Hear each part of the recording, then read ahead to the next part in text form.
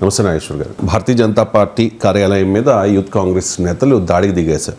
కారణం ఏంటంటే ప్రియాంక గాంధీ బుగ్గల్లా ఢిల్లీ రోడ్లను వేస్తాను అని చెప్పి అనుచిత వ్యాఖ్యలు చేసిన రమేష్ బిధూరి వ్యాఖ్యలకు నిరసనగా భారతీయ జనతా పార్టీ కార్యాలయం మీదకి దాడికి వెళ్ళారు. అక్కడ ఒక రకమైన ఉద్రిక్త వాతావరణం నెలకొంది. ఇది పిరికి బంద చర్య అని కమెంట్ చేశారు కిషన్ రెడ్డి. మా కార్యకర్తలు తలుచుకుంటే గాంధీ భవన్ పునాదులు కూడా మిగలవు అంటూ బండి సంజయ్ హెచ్చరిక జారీ చేశారు. ఎవరి మీద దాడి చేసినా కూడా చట్ట ప్రకారం నడుచుకుంటాం, ఉపేక్షించం అని చెప్పి deputy CM Bhatti Vikramarka comment చేసిన పరిస్థితి కనిపిస్తోంది. ఈ దాడి తర్వాత భారతీయ జనతా పార్టీ కార్యాలయం దగ్గర చాలా ఉద్రిక్త వాతావరణం నెలకొంది సార్. అండ్ కిషన్ రెడ్డి కూడా దీని మీద స్పందించారు. ఒకసారి కిషన్ రెడ్డి గారు బయట ప్లే చేయండి. కాంగ్రెస్ పార్టీకి చెందినటువంటి కార్యకర్తలు గుండాలతో కలిసి చేసినటువంటి దాడిని నేను తీవ్రంగా ఖండిస్తున్నాను. పోలీసులను వెంట తీసుకొనిచ్చి బీజేపీ ఆఫీసు మెయిన్ గేట్ వరకు వచ్చి అక్కడ ఉండేటువంటి కార్యకర్తలను కర్రలతో రాళ్లతో దాడులు చేయడం, బీజేపీ ఆఫీస్ పైన రాళ్ళు వేయడము, ఇది పోలీసులు ప్రేక్షక పోషించారు. నేను ఈ సందర్భంగా హైదరాబాద్ పోలీస్ కమిషనర్ను అడుగుతా ఉన్నాను, మీ పోలీసులు ఈ రకంగా వ్యవహరించడం ఎంతవరకు సమంజసమని అడుగుతా ఉన్నాను. భారతీయ జనతా పార్టీ కార్యకర్తలను తలలు పగలగొట్టడము, రక్తం వచ్చే విధంగా రాళ్లతో కర్రలతో కొట్టడము, ఇది ఎక్కడ సమంజసమని అడుగుతా ఉన్నాను. భారతీయ జనతా పార్టీ తలుచుకుంటే కాంగ్రెస్ పార్టీ కార్యకర్తలు రోడ్ల మీద తిరగలేరనే విషయాన్ని సందర్భంగా హెచ్చరిస్తా ఉన్నాను. కాంగ్రెస్ పార్టీ ఇంతవరకు ఇంకా వాళ్ళకు బుద్ధి రాలేదు. దేశంలో ఉన్నది 3 రాష్ట్రాల్లోనే. ఆ 3 రాష్ట్రాల్లో కూడా ఎలక్షన్స్ అయితే 3 రాష్ట్రాల్లో కాంగ్రెస్ ఓడిపోయే పరిస్థితి ఉన్నది. రోజు రోజుకు కనుమరుగవుతున్నటువంటి కాంగ్రెస్ పార్టీ పూర్తిగా నిరాశ నిస్పృహలతో ఈ రకంగా భౌతిక దాడులు చేయడం అవుతున్నదో राजा सिंह కూడా రెస్పాండ్ అయ్యారు. ఒకసారి రాజా సింగ్ గారు బయట. अभी न्यूज के माध्यम से मुझे ये पता चल रहा है कि भारतीय जनता पार्टी कार्यालय पर कांग्रेस के गुंडों ने हमला किया है. मैं शबरीमला मंदिर आया था केरला भगवान जी के दर्शन के लिए, और मैं न्यूज़ में देखने को मिला कि भारतीय जनता पार्टी कार्यालय पर अटैक हुआ और अंदर जो भारतीय जनता पार्टी के अधिकारी है उनको भी मार लगी और बहुत सारे कार्यकर्ताओं को भी मार लगी.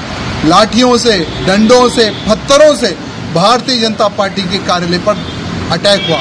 मैं मुख्यमंत्री रेवंत रेड्डी से पूछना चाहता हूं, क्या यही है तुम्हारी कांग्रेस? क्या यही है? क्या यही सिखाया जाता है कांग्रेस के कार्यकर्ताओं को कि एक पार्टी कार्यालय पर जाकर हमला करे, पार्टी कार्यकर्ता के लोगों को मारे, अधिकारियों पर हमला करे? क्या यही है कांग्रेस में? पूछना चाहता हूं.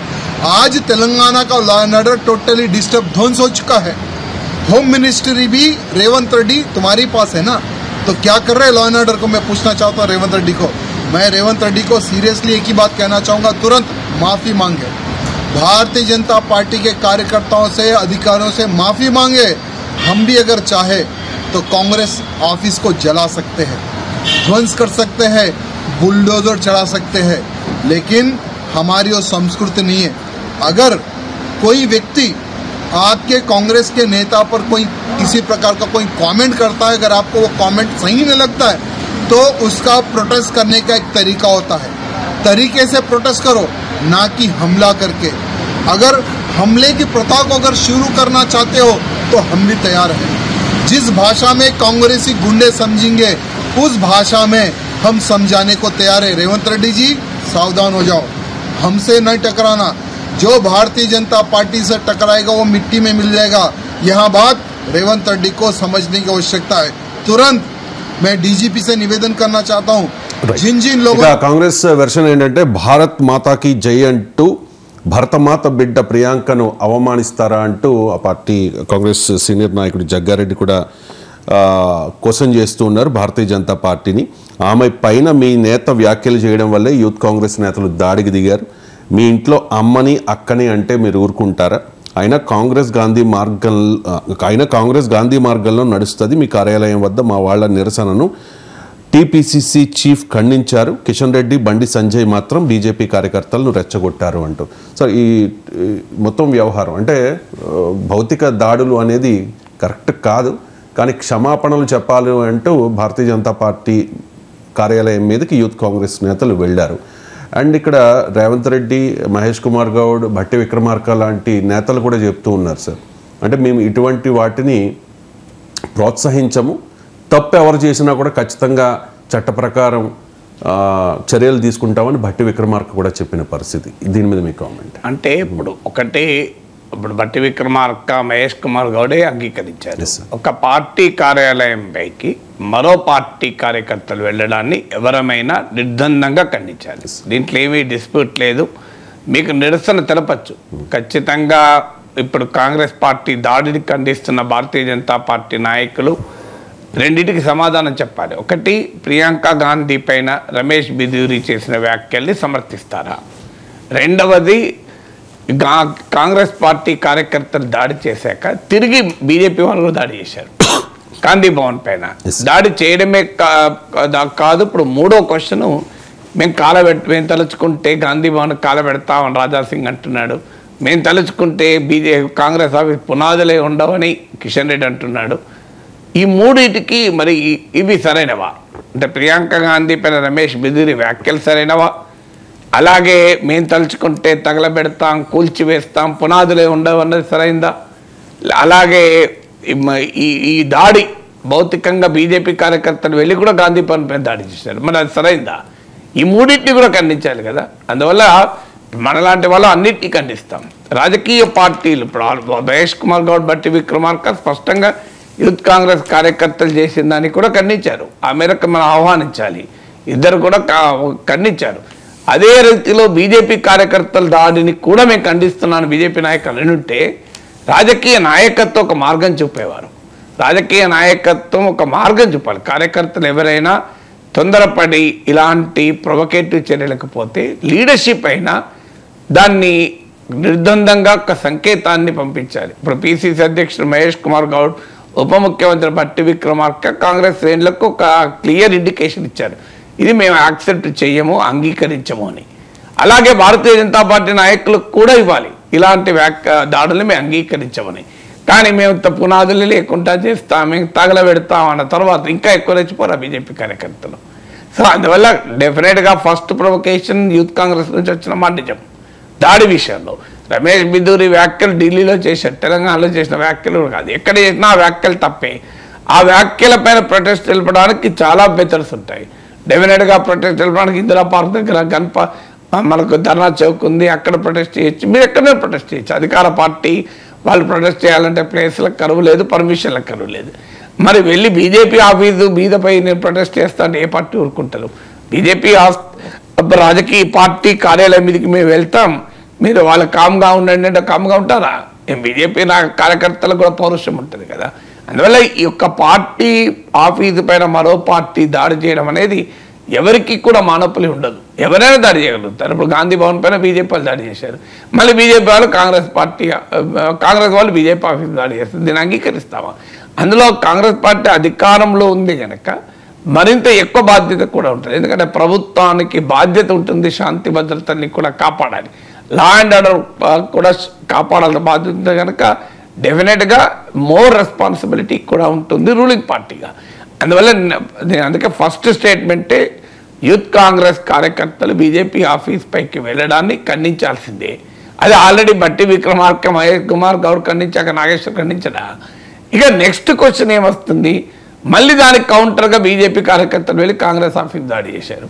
అక్కడితో ఆగకుండా మేము తలుచుకుంటే కాలబెడతాం, మేము తలుచుకుంటే పునాదులు లేకుండా వేస్తాం, మేము తలుచుకుంటే ఇచ్చేస్తాం, అది చేస్తాం అంటే దాన్ని ఎలా సమర్థిస్తాం?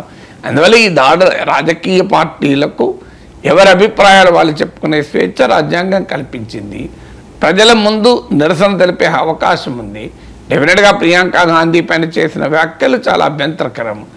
ఈ వ్యాఖ్యలు ఎక్స్పోజ్ చేసే క్రమంలో కనుక ఎక్స్పోజ్ చేస్తేనే కాంగ్రెస్ పార్టీ లాభం. ఇలా బీజేపీ ఆఫీస్ దాడి చేస్తే రాజకీయంగా ఏం లాభం? పొలిటికల్గా ఆలోచించినా కూడా మీరు వెళ్ళి మాకు 10,000 మంది మహిళలతో నిరసన తెలపండి. ప్రియాంక గాంధీకి సౌహార్దత పలుకుతూ రమేష్ బిదూరి భారతీయ జనతా పార్టీని ఎక్స్పోజ్ చేస్తూ 10,000 మంది మహిళలతో కాంగ్రెస్ పార్టీ పెద్ద ర్యాలీ చేయండి. ప్రజల్లో ఏ రకమైన ప్రభావం ఉంటుందో చూడండి. మన ఆడబిడ్డ పైన ఈ రకంగా బీజేపీ నాయకుడు వ్యాఖ్యానించాడు, ఇది మనం అంగీకరించుదామా? ప్రియాంక గాంధీ చెక్కిళ్ళ గురించి, బుగ్గల గురించి కామెంట్ చేశాడు, ఆఖరికి అతీషి ఫాదర్ మార్చారని చెప్పి చేశారు. దీన్ని అంగీకరిద్దామా అంటే ఆడవాళ్ళ పట్ల ఇంత చౌకగా ఎందుకు మాట్లాడుతున్నారు అని కనుక ఒక 5,000 మంది మహిళలతో కనుక కాంగ్రెస్ పార్టీ కూడా మహిళా విభాగం ఉంది కదా. సో కాంగ్రెస్ పార్టీ మహిళా విభాగం పిలిపించి 5,000 మందితో 10,000 మందితో ఒక పెద్ద ధర్నా చేసింది. ఇంకెక్కువ రాజకీయ ప్రభావం ఉంటుంది కదా. ఇలా 20 మంది 30 మంది వెళ్ళి దాడి చేస్తే ఏం రాజకీయ ప్రభావం ఉంటుంది? 30 మంది 20 మంది తలుచుకుంటే ఎవరిపైనా దాడి చేయొచ్చు, ఏముంది? ఏ పార్టీ ఆఫీస్ పైన దాడి చేస్తారు, పెద్ద బ్రహ్మవిదే కాదు. సమాజ్వాదీ పార్టీ వాళ్ళు కూడా దాడి చేయొచ్చు బీజేపీ ఆఫీస్ మీద. 20 మంది దాడి చేయడానికి పెద్ద మొబిలైజేషన్ అవసరం లేదు, పలుకుబడి అవసరం లేదు కదా. అందువల్ల ఎవరు కూడా దాడుల సంస్కృతిని యాక్సెప్ట్ చేయకూడదు. రాజకీయాల్లో ఒక నిరసన తెలిపే పద్ధతి ఉంటుంది. ఈవెన్ ఒక పొలిటికల్ పార్టీ ఒక పని చేస్తుంది అంటే దాని ప్రభావం కూడా ప్రజలపైన ఎలా ఉంటుంది? ఇప్పుడు ఏమవుతుంది, ఈ దాడి వల్ల ప్రియాంక గాంధీని అన్న మాట పక్కకు పోతుంది, ప్రతి దాడి చర్చ జరుగుతుంది. ఏం సాధించినట్టు కాంగ్రెస్ పార్టీ? ఏం లాభం పొందినట్లు? ఇప్పుడు ప్రియాంక గాంధీ పైన అంత నీచంగా బీజేపీ సీనియర్ నాయకుడు, మాజీ ఎంపీ, ఇప్పుడు ఎమ్మెల్యే క్యాండిడేట్, ముఖ్యమంత్రి పైన ఆయన మాట్లాడింది బీజేపీని ఎక్స్పోజ్ చేస్తారు, కాంగ్రెస్కు ఉపయోగపడేది కదా. అది వదిలేశారు కాబట్టి ప్రియాంక గాంధీని ఏమన్నాడు అన్నది ఇప్పుడు ఇష్యూ కాదు. ఇష్యూ ప్రతి దాడి BJP office, Congress office. So మొత్తం పొలిటికల్ డిస్కోర్స్, పబ్లిక్ డిస్కోర్స్ మారిపోయింది కదా. అంటే తమకు అనుకూలమైన పబ్లిక్ డిస్కోర్స్ను కాంగ్రెస్ పార్టీ కార్యకర్తలు ఈ దాడి ద్వారా తమకు అనుకూలం కాని పబ్లిక్ డిస్కోర్స్గా మార్చుకున్నారు కదా. అందువల్ల అది పొలిటికల్గా కూడా తెలివైన పని అవుతుందా? అందువల్ల రాజకీయ పార్టీలు వార్తల్లో రావడానికి పనులు చేయకూడదు. ఆవేశాలకు పోయారు, మా యూత్ కాంగ్రెస్ వాళ్ళు ఆవేశపడ్డారు అంటే ఆవేశపడడానికి నాయకత్వం, ఆవేశపడితే నాయకత్వం ఎట్లా అవుతుంది? ఆలోచిస్తే నాయకత్వం అవుతుంది కదా. అందువల్ల ఖచ్చితంగా అధికార పార్టీ దాన్ని ఎక్స్పోజ్ చేసే పద్ధతిలో ఎక్స్పోజ్ చేయకపోవడం వల్ల పొలిటికల్గా వాళ్ళే నష్టపోతారు. Right sir. ఇక జాతీయ గణాంకాల కార్యాలయం విడుదల చేసిన ముందస్తు అంచనాల నివేదిక ప్రకారం 4 ఏళ్ల కనిష్టానికి వృద్ధి ప్రస్తుత ఆర్థిక సంవత్సరంలో 6.4% పరిమితం. కేంద్ర ప్రభుత్వం ముందస్తు అంచనాలు విడుదల చేసింది సార్. ఆర్బీఐ అంచనాల కంటే ఇది తక్కువ. నామినల్ జీడిపి వృద్ధి 9.7%. అంటే ఈ ఆర్థిక సంవత్సరానికి ప్రస్తుత ధరల ఆధారిత నామినల్ జీడిపి వృద్ధి రేటు మాత్రం 9.7%కి చేరుకోనుందని ఒక అంచనా సార్. దాంతోపాటు వచ్చే ఏడాది 6.5% వృద్ధి ఉంటుందంటూ ఇక్రా అంచనా. అలాగే ఈసారి వృద్ధి 6.2% అంటూ హెచ్ఎస్బిసి అంచనా. సో ఈ 4 ఏళ్ల కనిష్టానికి జీడిపి వృద్ధి రేటు పడిపోయింది సార్. ఈ జీడిపి పడిపోవడం మీద మీ కామెంట్ ఏంటి? అంటే మనకు అర్థం కావాల్సిందంటే GDP is one very important indicator for economy. ఒక దేశ ఆర్థిక వ్యవస్థ ఎలా పనిచేస్తుంది అని. వాస్తవంగా ఇంతకుముందు మీకు Q2 జీడిపి అంటే జూలై ఎవ్రీ 3 monthsకి ఒకసారి గణాంకాలు వస్తాయి. ఇప్పుడు ఈ గణాంకాలు ఇచ్చింది ఎవరో ప్రైవేట్ సంస్థ కాదు, ministry of statistics and programme implementation, కేంద్ర ప్రభుత్వ గణాంక మంత్రిత్వ శాఖ ఇచ్చిన లెక్కలు. ఏప్రిల్ టు సెప్టెంబర్ మాసంలో 5.4% గ్రోత్ రేట్ ఉంది అని ప్రకటించారు. సో అప్పటి నుంచి చర్చ నడుస్తుంది ఇండియన్ ఎకానమీ స్లో డౌను. ఇది కేవలం ఒక Q2 పరిస్థితి, అసలు ఇది జనరల్ ట్రెండ్గా ఉందా అని ప్రభుత్వం ఇప్పటిదాకా వాదించింది ఏంటంటే ఇది ట్రాన్సియంట్ ఫినామినా, ఇది తాత్కాలికమైన పరిణామమే, మళ్ళీ పుంజుకుంటుంది అని అన్నారు. కానీ ఇప్పుడు ఫుల్ ఇయర్ కాను ఫస్ట్ అడ్వాన్స్ ఎస్టిమేట్స్ అంటారు. సో ఈ ఫస్ట్ అడ్వాన్స్ ఎస్టిమేట్స్ ఇప్పుడు ఇచ్చారు. సెకండ్ అడ్వాన్స్ ఎస్టిమేట్స్ ఫిబ్రవరిలో వస్తాయి. ఎందుకు అడ్వాన్స్ ఎస్టిమేట్స్ అని ఎందుకు అంటారు అంటే ఈ ఫైనాన్షియల్ ఇయర్ 2024-25 ఇంకా పూర్తి కాలేదు, ఇంకా 3 నెలల టైం ఉంది మనకు. అంటే డిసెంబర్ వరకు మాత్రమే ఈ గణాంకాలు. అంటే ఈ 9 నెలల ఎకానమిక్ పర్ఫార్మెన్స్ ఆధారంగా 12 నెలలకు అంచనా వేసి ఎస్టిమేట్స్ ఇస్తారు. అందుకే వీటిని ఎస్టిమేట్స్ అంటారు. సో ఫిబ్రవరికి వచ్చే వరకు సెకండ్ అడ్వాన్స్ ఎస్టిమేట్స్ ఇస్తారు. ఫిబ్రవరిలో వచ్చేవి కూడా ఫుల్ ఎస్టిమేట్స్ కావు, ఎందుకంటే అప్పటికి ఫైనాన్షియల్ ఇయర్ పూర్తి కాదు. మన దేశంలో financial year April to March కనుక. సో ఇక ప్రొవిజనల్ ఎస్టిమేట్స్ మేలో ఇస్తారు. మేలో అప్పటికి ఫైనాన్షియల్ అయిపోతుంది, గణాంకాలు అందుబాటులో ఉంటాయి కనుక తర్వాత ఫైనల్ ఫిగర్స్ వస్తాయి. ఇది ప్రాసెస్.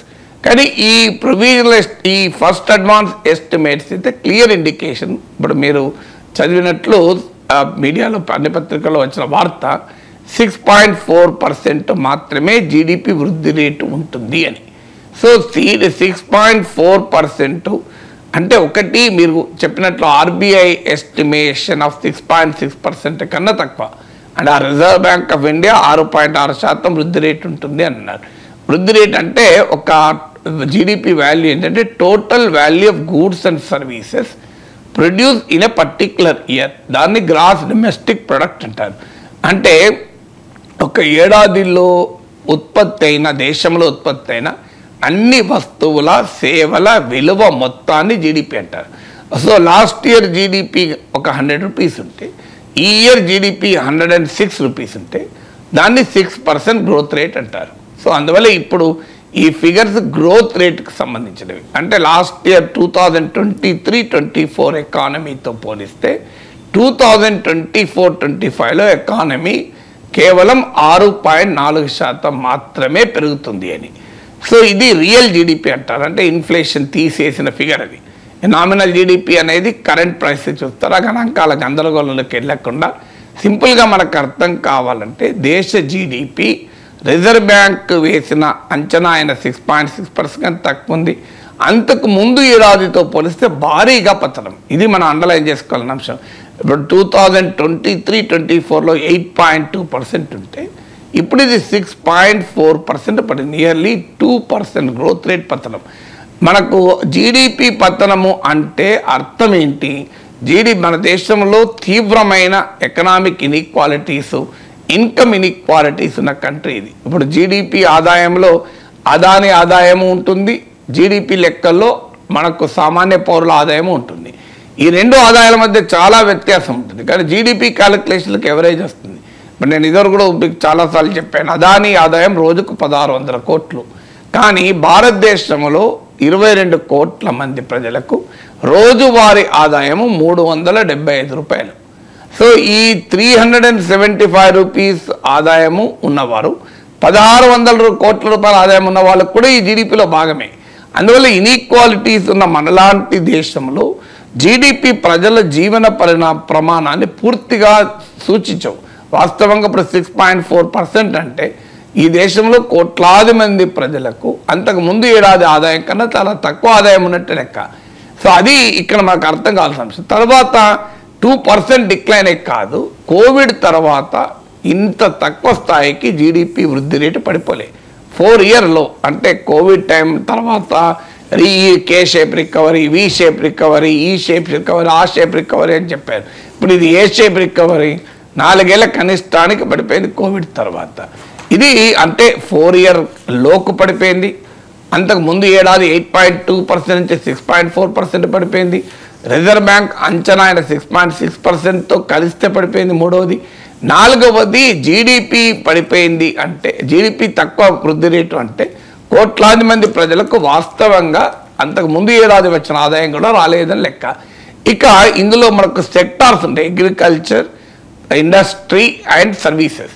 సాధారణంగా మన ఎకానమీలో కీలకమైనది సర్వీసెస్ సెక్టార్. అంటే ఎందుకంటే వృద్ధి రేట్లో సగం కన్నా పైగా సర్వీసెస్ సెక్టార్ ఉంటుంది ఇండియన్ ఎకానమీలో.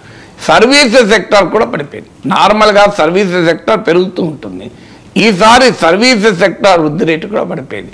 అందులో కూడా అక్రాస్ ఆల్ సెక్టార్స్, మీకు ఉదాహరణకు transport, hotels, communications, real estate, financial services, what not, ఇలా ట్రాన్స్పోర్టు, ఏదో ఆల్మోస్ట్ ఆల్ సెక్టార్స్లో వృద్ధి రేటు పడిపోయింది.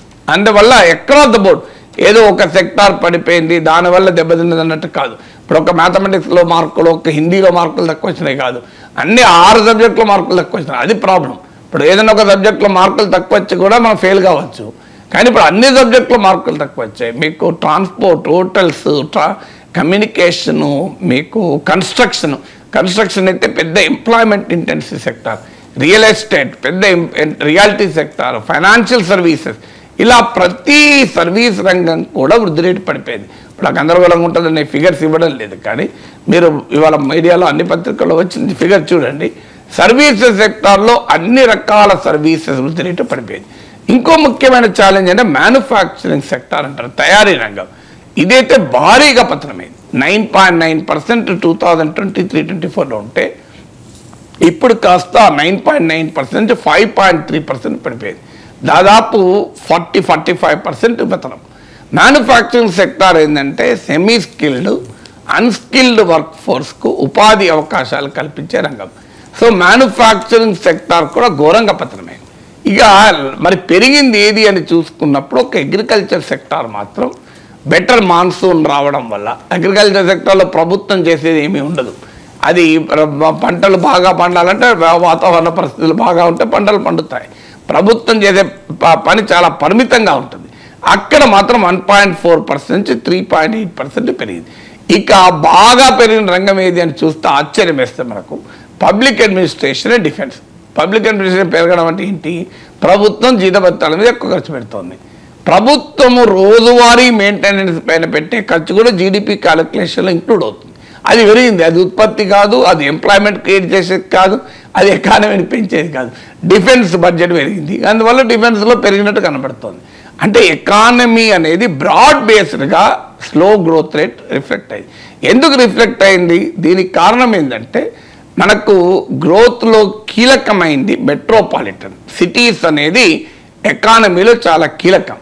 అందులో మిడిల్ క్లాస్ అర్బన్ ఏరియాస్ అనేది ఎకానమీలో కన్జంప్షన్, మన ఎకానమీ కన్జంప్షన్ డ్రివెన్ అంటారు. ఇక్కడ మన జీడిపిలో నియర్లీ 60% ప్రైవేట్ కన్జంప్షన్ ఎక్స్పెండిచర్ నుంచి వస్తుంది. ఎందుకంటే మనకి ఎక్స్పోర్ట్ చాలా తక్కువ రిలేటెడ్. ఇప్పుడు చైనా, మీకు సౌత్ కొరియా, ఇలాంటి హాంకాంగ్ ఇలాంటి కంట్రీస్ ఏమో ఎక్స్పోర్ట్స్ చాలా ఎక్కువ. మన దేశ జీడిపిలో ఎక్స్పోర్ట్స్ పాత్ర చాలా పరిమితం. అందువల్ల it's and domestic consumption driven economy, అంటే దేశీయ వినిమయం. కానీ అన్ఫార్చునేట్లీ వినిమయ సెంటర్స్ అయిన అర్బన్ ఏరియాస్లో, సిటీస్లో నీకు బాగా కన్జంప్షన్ పడిపోయింది. మీకు ఉదాహరణకు ఎఫ్ఎంసీజీ సెక్టార్ అంటారు, ఫాస్ట్ మూవింగ్ కన్జ్యూమర్ గూడ్స్. ఇప్పుడు ఉదాహరణకు హిందుస్థాన్ లీవర్ లాంటి సోపులు, టూత్పేస్ట్లు, వీటి కన్జంప్షన్ కూడా పడిపోయింది. ఆటోమొబైల్ కన్జంప్షన్, బడ్జెట్ కార్లు పడిపోయాయి. సో ఓన్లీ లగ్జరీ కన్జంప్షన్ మాత్రమే నిలబడ్డది అర్బన్ ఏరియాస్లో. అంటే పెద్ద పెద్ద విల్లాలు, హైలీ హై అండ్ అపార్ట్మెంట్స్, లక్షల ఎస్యూవి కార్లు. అంటే అర్థం ఏంటి? బాగా డబ్బున్నవాడు మాత్రమే ఖర్చు చేయగలుగుతున్నారు.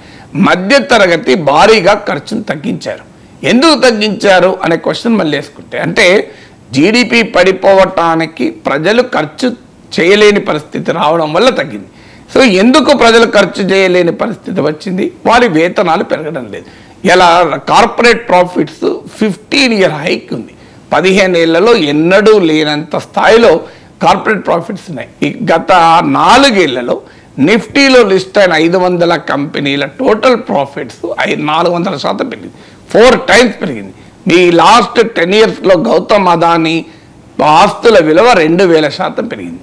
కానీ ప్రజల ఆదాయాలు, మిడిల్ క్లాస్ ఇన్కమ్స్ ఏమో 0.8% 5.4% పెరిగింది. హైయెస్ట్ మీకు ఎఫ్ఎంసీజీ సెక్టార్లో 5.4% పెరిగింది. ఇది ఇన్ఫ్లేషన్ కన్నా తక్కువ. ప్రభుత్వ అధికారిక ధరల సూచి 5.7% పెరిగింది. అంటే అర్థం ఏంటి? దేశంలో కోట్లాది మంది మధ్యతరగతి ప్రజలకు వేతనాలు పెరగడం లేదు. ఆ ధరలు పెరిగినంత కూడా జీతాలు పెరగడం లేదు. ఇప్పుడు నేను చెప్పిన ఫిగర్ కూడా ఫిక్కీ క్విస్కాప్ అనే federation of Indian chamber of commerce and industry క్విస్కాప్ వల్ల ఫిగర్స్ ఇది 0.8 to 5.4%. అందువల్ల ప్రజల ఆదాయాలు పెరగడం లేదు. దాంతో ప్రజలు ఖర్చు చేయలేకపోతున్నారు. ప్రజలు ఖర్చు చేయలేకపోవడంతో వస్తువులకు, సేవలకు గిరాకీ తగ్గి మ్యానుఫ్యాక్చర్, సర్వీసెస్ రంగం దెబ్బతింటోంది. దాని ఫలితంగా ఓవరాల్ జీడిపి దెబ్బతింటోంది. అందువల్ల ఇది ఏదో అనుకోకుండా జరిగిన పరిణామం కాదు, స్ట్రక్చరల్ ప్రాబ్లం. మరి ప్రభుత్వం ఏం చేయాలంటే ప్రజలు ఖర్చు పెట్టగలిగేలా వారి ఆదాయాలు పెంచే పని చేయాలి. కానీ రివర్స్గా ప్రభుత్వం చేస్తుంది. ఎవరికి రాయితీలు ఇస్తుంది? మీరు కార్పొరేట్ రంగానికేమో భారీగా రాయితీలు. ఒక్క ఏడాదిలో 2019 సెప్టెంబర్లో 1,86,000 కోట్ల రాయితీ ఇచ్చారు. కానీ మిడిల్ క్లాస్ పైనేమో ఇప్పటికీ ఆదాయ పన్నును, ఇన్కమ్ ట్యాక్స్ తగ్గించండి అని అడుగుతుంటే 10 ఏళ్ళుగా అడుగుతున్నాం. కార్పొరేట్ ఇన్కమ్ ట్యాక్స్ ఏమో 10% తగ్గించారు ఒక్క ఏడాదిలోనే. కానీ మీకు పర్సనల్ ఇన్కమ్ ట్యాక్స్ ఏమో 50,000 నుంచి 60,000 ఇలా 10,000, 20,000 స్టాండర్డ్ ట్యాక్స్ పెంచుడు టోకెన్గా మాత్రం ఇస్తున్నారు. ఎందుకు? ఇదే మనం వేస్తున్న ప్రశ్న. మిడిల్ క్లాస్కు కాస్తంత ట్యాక్స్ బర్డన్ తగ్గించవచ్చు కదా. ఇవాళ జిఎస్టీ బర్డన్ చూడండి. పాప్కార్న్ లాంటి దానిపైన విడిగా అమ్మితే 5%, సాల్ట్ కలిపితే 12%, షుగర్ కలిపితే 18%. ఒక పాప్కార్న్ తినడం కూడా ఈ దేశంలో లగ్జరీ అవుతుందా? పాప్కార్న్ ఇంత షుగర్ కోటెడ్ పాప్కార్న్ అయితే అది 18% GST. ఒక ఎగ్జామినేషన్ ఫామ్ పైన 18% GST. హెల్త్ ఇన్సూరెన్స్ పైన భయంకరమైన GST. సో అర్థం లేని GST ఇవి నిజంగా చెప్పాలంటే. మరి ఈ సామాన్య ప్రజలపైన ఇప్పుడు ఎక్సైజ్ డ్యూటీ అండ్ పెట్రోల్ మీరు చూడండి, ఎంత ఎక్సైజ్ డ్యూటీ పెట్రోల్ మీద పెంచారు. అంటే మిడిల్ క్లాస్ పైన భారీగా పన్నుల భారం వేస్తుంటే మరి వాళ్ళు ఏ రకంగా సేవింగ్స్ ఖర్చు పెట్టగలుగుతారు? సో దాని ప్రభావం ఇవాళ జీడిపి వృద్ధి రేటు పతనం. ఇప్పటికైనా ప్రభుత్వాలకు అర్థం కావాలి, కార్పొరేట్ రంగాలకు రాయితీలు ఇచ్చి పన్నుల రాయితీలు ఇస్తే వృద్ధి రేటు పెరుగుతుంది అని. ఎందుకంటే ఎకానమీలో మొదటి నుంచి కూడా 2 రకాల కాన్సెప్ట్స్ ఉంటాయి. ఒకటి సప్లై డ్రివెన్, అంటే బడా కార్పొరేట్ రంగాలకు రాయితీలు ఇస్తే వారు ఆ డబ్బును తీసుకొచ్చి పెట్టుబడి పెడతారు. పెట్టుబడి పెడితే ఉద్యోగాలు వస్తాయి, వస్తువులు సేవలు ఉత్పత్తి చేస్తారని ఒక థియరీ. ఇది చాలా బోగస్ థియరీ. ఎందుకంటే ప్రజలు కొనేవాళ్ళు ఉంటే ఉత్పత్తి చేస్తారు తప్ప రాయితీలు ఇస్తే ఉత్పత్తి చేయరు. జరిగింది కూడా అదే. 2019 సెప్టెంబర్లో 10% కార్పొరేట్ ఇన్కమ్ ట్యాక్స్ తగ్గిస్తే ఏం జరిగింది? ఇవాళ కార్పొరేట్లు కట్టే ఇన్కమ్ ట్యాక్స్ కన్నా ప్రజలు సామాన్య వేతన జీవుడు, దేశ జనాభాలో 2% మాత్రమే ప్రజలు కట్టే ఇన్కమ్ ట్యాక్స్ ఎక్కువ, పర్సనల్ ఇన్కమ్ ట్యాక్స్. ప్రపంచంలో ఎక్కడా ఉండదు. కార్పొరేట్ ఇన్కమ్ ట్యాక్స్ కన్నా పర్సనల్ ఇన్కమ్ ట్యాక్స్ ఎక్కువ కడుతున్నారు. రిలయన్స్ ఇండస్ట్రీస్ లిమిటెడ్ కట్టే ట్యాక్స్ కన్నా నీలాంటి వాళ్ళు మాలాంటి వాళ్ళు ఎక్కువ ట్యాక్స్ కడుతున్నారు. ఒక సాధారణ స్కూల్ టీచరు 20%, 30% ఇన్కమ్ ట్యాక్స్ కడితే రిలయన్స్ ఇండస్ట్రీస్, గౌతమ్ అదాని ఇంతకన్నా తక్కువ కడుతున్నారు. మీరు చూడండి కంపెనీలు. మరి ఇది ఎలా యాక్సెప్ట్ చేస్తాం మనం? సో అందువల్ల కార్పొరేట్లకు రాయితీలు ఇస్తే ఎకానమీ పెరుగుతుంది అన్న థియరీ బోగస్ అని క్లియర్గా అర్థమైంది. ఎందుకంటే ప్రొడక్షన్ లింక్డ్ ఇన్సూరెన్స్ స్కీమ్ అని ఉత్పత్తి చేసి అందరూ చెప్తున్నారు, ఎంప్లాయ్మెంట్ లింక్డ్ ఇన్సూరెన్స్ స్కీమ్ పెట్టండి. అయ్యా ప్రొడక్షన్ కాదు, ఉపాధి కల్పిస్తే మీరు ఇన్సెంటివ్ ఇవ్వండి అంటే లేదు, ఉత్పత్తి చేస్తే ఇన్సెంటివ్ ఇస్తామంటున్నారు. సో ఏం జరుగుతుంది? మీరు కార్పొరేట్ కన్నా తగ్గిస్తే వాళ్ళు హాయిగా లాభాలు సంపాదించుకుంటున్నారు. కార్పొరేట్ ప్రాఫిట్ 15 ఏళ్ళ హై. అనంత నాగేశ్వరరావు చీఫ్ ఎకనామిక్ అడ్వైజర్ చెప్పింది 15 year హై. నిఫ్టీలో 500 కంపెనీస్ లాభాలు 4 రెట్లు పెరిగాయి. గౌతమ్ అదాని లాభాలు 2000% పెరిగింది. మరి మాలాంటి వాళ్ళని చెప్పేది, అయ్యా ప్రజల చేతిలో ఆదాయాన్ని పెట్టండి, ప్రజలకు ట్యాక్స్ కన్సెషన్ ఇవ్వండి, ప్రజలకు పన్నుల భారం GST భారాన్ని తగ్గించండి, మిడిల్ క్లాస్ కన్జంప్షన్ పైన. ఆటోమేటిక్గా నీకు దీనివల్ల ప్రజల చేతుల్లో ఇంత ఆదాయం పెరిగి వాళ్ళు ఖర్చు పెడతారు. అప్పుడు ఎకానమీ పెరుగుతుంది. ఎకానమీ పెరగడానికి మూలము ప్రజల చేతిలో ఇన్కమ్ ఉండాలి. ప్రజల చేతిలో ఆదాయం అంటే ప్రజలు ఖర్చు పెడతారు. మరొకసారి ఈ జీడిపి ఫిగర్స్ ఏం చెప్తున్నాయంటే ప్రభుత్వం ఇప్పటిదాకా అనుసరించిన ఆర్థిక విధాన స్ట్రక్చరల్ వైఫల్యాన్ని చాలా కొట్టవచ్చినట్టు చెప్తుంది. ఇన్ని రాయితీలు ఇచ్చినా మరి ఎందుకు ఎకానమీ పెరుగుతలేదు? Production link insurance scheme, make in India, ఇన్ని చెప్పిన మ్యానుఫ్యాక్చరర్ సగానికి సగం పడిపోయింది కదా. ఇంత బెనిఫిట్లు ఇస్తున్నా, రాయితీలు ఇస్తున్నా, ఎందుకు ఇన్వెస్ట్మెంట్ వస్తలేదు? ఎందుకు ప్రొడక్షన్ పెరగడం లేదు? ఎందుకు జీడిపి పెరగడం లేదు? అంటే ఇప్పటికైనా అర్థం చేసుకొని ఈ బడ్జెట్లోనైనా కనీసం మిడిల్ క్లాస్కు గణనీయంగా ఇన్కమ్ ట్యాక్స్ తగ్గిస్తే, సామాన్యుడిపైన GST భారం తగ్గిస్తే, పెట్రోల్ డీజిల్ పైన ఎక్సైజ్ డ్యూటీ భారం తగ్గిస్తే ప్రజల చేతిలో డబ్బులు ఉంటాయి, వాళ్ళు ఖర్చు పెడతారు. వాళ్ళు ఖర్చు పెడితే ఎకానమీ పెరుగుతుంది. ఇదైనా ఈ ఫిగర్ చూశాకైనా ఫైనాన్స్ మినిస్టర్ కనీసం బడ్జెట్లో తన డైరెక్షన్ మార్చుకుంటూ ఉపయోగం. సరిగ్గా నెక్స్ట్ టాపిక్ వచ్చి, అంటే సాధారణంగా ఇతర దేశాల రాజకీయాల్లో జోక్యం చేసుకోవడం అమెరికాకు అలవాటే కదా సార్. ఇప్పుడు ఎలన్ మస్క్ కూడా ఇతర దేశాల రాజకీయాల్లో జోక్యం చేసుకుంటూ ఉన్నాడు అన్నది ఫ్రాన్స్ అధినేత మెక్రాన్ ఆరోపణ. మెక్రాన్ మాత్రమే కాదు, నార్వే ప్రధాని జొనాస్ కూడా ఈ ఆరోపణ చేశారు సార్. ట్రూడో కూడా దీన్ని సమర్థించారు. అండ్ అంటే ట్రంప్ విజయంలో ఎలన్ మస్క్ అన్ని రకాలుగా ఉపయోగపడ్డాడు అనేది అందరికీ తెలిసిన విషయం. సో ఏంటి సార్ మస్క్ ఇతర దేశాల రాజకీయాల్లో జోక్యం చేసుకోవడం? అంటే అమెరికా జోక్యం చేసుకోవడమే తప్పు అంటే అదొక దేశం, ఈయన ఒక ఇండివిజువల్. ఇప్పుడు ఇలాన్ మస్క్ అమెరికా పౌరుడు. అమెరికా రాజకీయాల్లో ఎవరికి సపోర్ట్ చేస్తాడు, ఎవరు సపోర్ట్ చేయడు ఆయన ఇష్టం. కానీ ఆయన దగ్గర డబ్బు ఉంది. ఎంత డబ్బు ఉంది? పిచ్చి పిచ్చిగా డబ్బు ఉంది. ఏం చేసుకోవాలో తెలియనంత డబ్బు ఉంది. రెండు, ఇంకోటి డబ్బు ఒకటే కాదు, ఆయన చేతిలో మీడియా ఉంది, ప్లాట్ఫామ్ ఉంది, ఎక్స్, కొన్ని కోట్ల ఫాలోవర్స్ ఉండి ప్రజల్ని ప్రభావితం చేయగలిగే సదుపాయాలు, టూల్స్ ఆయన చేతిలో ఉన్నాయి. డబ్బు ఉండడమే సరిపోదు. ఇప్పుడు డబ్బు ఉన్నవాడే ప్రభావం చూపడు. ప్రభావం చూపగలిగే సాధనాలు కూడా చేతిలో ఉండాలి.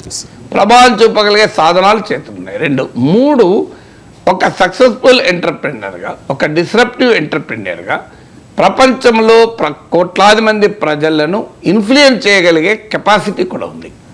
ఈ మూడు ఉన్నప్పుడు దాన్ని దేనికి వాడుకోవాలి? దేనికి వాడుకుంటున్నాడు ఇలాన్ మస్క్ అంటే, తనకు నచ్చిన రాజకీయ పార్టీలకు, అందులో తనకు నచ్చిన రాజకీయ నాయకులను సమర్థించడమే కాకుండా ఆ దేశాల పాలసీ ఎజెండాను ప్రభావితం చేస్తున్నాడు. పోనీ ఇదేమైనా ఆ దేశాల్లో లోక కళ్యాణం కొరకు చేస్తున్నాడా? చేస్తే అది కూడా పోనీ మంచో చెడో సంతోషించవచ్చు.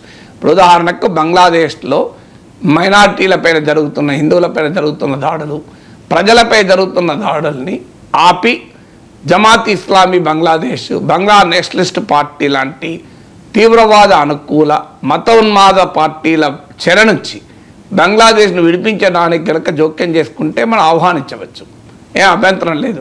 కనీసం ఒక మంచి కొరకు చేస్తున్నాడని.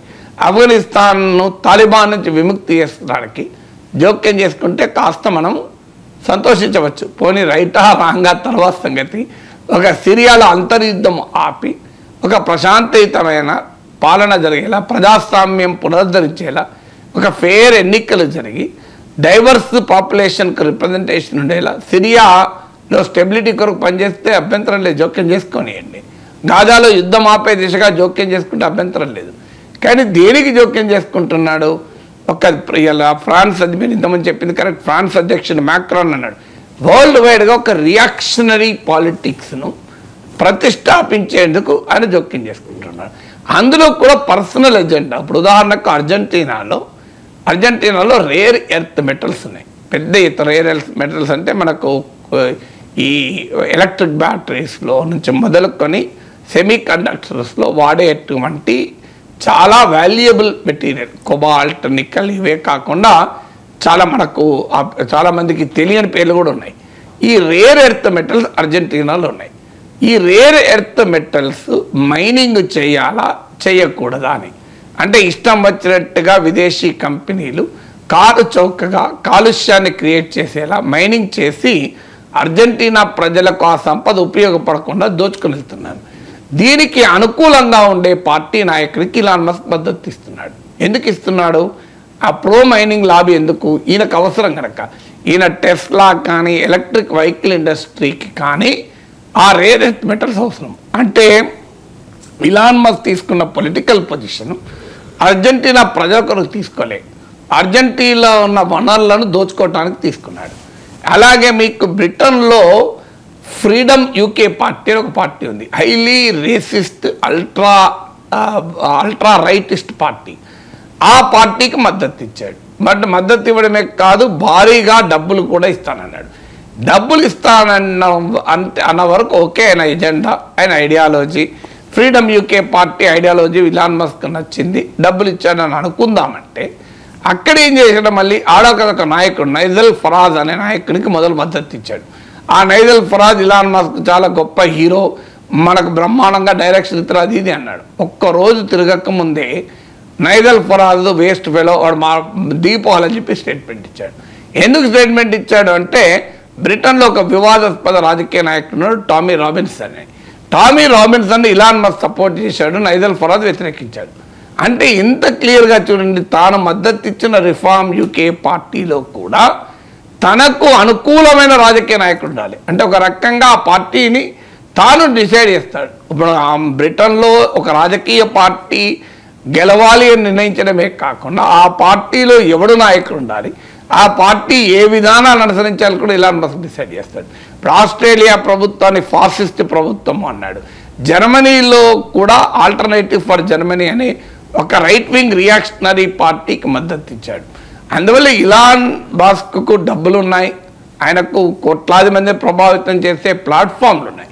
ఈ రెండు ఉండడమే కాదు, మూడవది నేను ఇంతకుముందు చెప్పినట్లు ప్రజల్ని కూడా ప్రభావితం చేసే పర్సనాలిటీ. ఈ మూడిటికి మించింది, ప్రమాదకరమైంది అదే ప్రపంచంలో అత్యంత శక్తివంతమైన దేశాధినేత ఆయన చేతిలో ఉన్నాడు. డొనాల్డ్ ట్రంప్ ఇప్పుడు ఇంకొక 10 రోజులు తిరగక ముందే ఆయన 10 రోజుల్లో అమెరికా అధ్యక్షుడు కాబోతున్నాడు. సో ప్రపంచంలో అత్యంత శక్తివంతమైన మిలిటరీగా ఎకానమిక్గా ఉన్న అమెరికా అధ్యక్షుడు తన చేతిలో ఉన్నాడు. ఇక ప్రపంచ రాజకీయాలను ఏ రకంగా ప్రభావితం చేస్తాడు? పిచ్చి పిచ్చిగా డబ్బులు ఉన్నాయి, వరల్డ్స్ మోస్ట్ పవర్ఫుల్ లీడర్ చేతిలో ఉన్నాడు, మోస్ట్ పవర్ఫుల్ ప్లాట్ఫామ్ చేతిలో ఉంది. దీంతో ప్రపంచంలో తన బిజినెస్ ఇంట్రెస్ట్లకు ఉపయోగపడేలా, తన ఐడియాలజికల్ ఇంట్రెస్ట్లకు ఉపయోగపడేలా ప్రపంచ దేశాల రాజకీయాల్ని, పార్టీల్ని, నేతల్ని ప్రభావితం చేయడం అనేది ఆ దేశ ప్రజల సార్వభౌమాధికారాన్ని దాడి చేయడమే. వరల్డ్ వైడ్గా ఒక రైట్ రియాక్షనరీ పాలిటిక్స్కు మద్దతు ఇస్తూ ప్రపంచ రాజకీయాల్ని తాను చేతిలో పెట్టుకోవాలని చూడడం చాలా ప్రమాదకరమైనటువంటి పరిణామం. అందువల్ల ఇదేదో ఇలాన్ మస్క్ ఏదో అక్కడ వాళ్ళకేదో వాడి మీద కోపం ఉంది, వీడి మీద ప్రేమ ఉంది అనేది కాదు. The trend is very dangerous. ఎందుకంటే ఒక కంట్రీలో ఎవరు అధికారంలో ఉండాలనేది ఆ దేశ ప్రజలు నిర్ణయించుకుంటారు. ఇప్పుడు భారతదేశంలో ఎవరు బీజేపీ అధికారంలో ఉండాలా, కాంగ్రెస్ అధికారంలో ఉండగా భారత ప్రజలు నిర్ణయించుకుంటారు. ఇలాన్ మస్క్ నిర్ణయిస్తే వాడు ఒప్పుకుంటామా? ఇప్పుడు ఇలాన్ మస్క్ ఇక్కడ ఎవరు ప్రభుత్వంలో ఉండాలి నేను డిసైడ్ చేస్తా, అందులో పలానా పార్టీ ప్రభుత్వం ఉండాలి, ఆ పార్టీలో పలానోడు నాయకుడు ఉండాలి, ఆ పార్టీ పలానా విధానాన్ని అనుసరించాలి, నా టెస్లాకు ఓపెన్గా ద్వారాలు తెరిచిపెట్టాలి, నా టెస్లా పైన ఏ రకమైన ట్యాక్స్ వేయద్దు, అట్లయితేనే నేను ఆ పలానా పార్టీకి గెలిపిస్తా అంటే మనం అంగీకరిస్తామా?